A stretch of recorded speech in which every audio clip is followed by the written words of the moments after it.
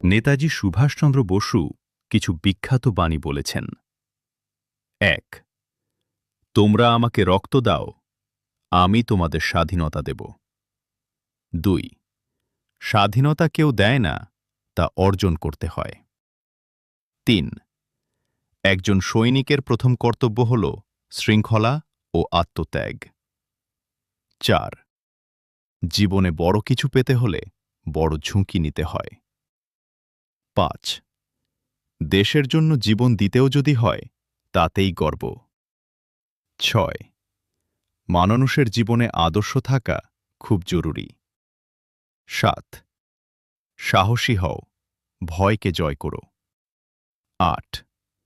দেশপ্রেমী মানুষের সবচেয়ে বড় ধর্ম। ৯. সংগ্রাম ছাড়া কখনো সফলতা আসে না। এই নেতাজি সুভাষচন্দ্র বসু বাণীগুলো তোমাদের কেমন লাগলো কমেন্টে বলো। আরও এরকম বাণী শোনার জন্য চ্যানেলটিকে সাবস্ক্রাইব করুন। জয় হিন্দ।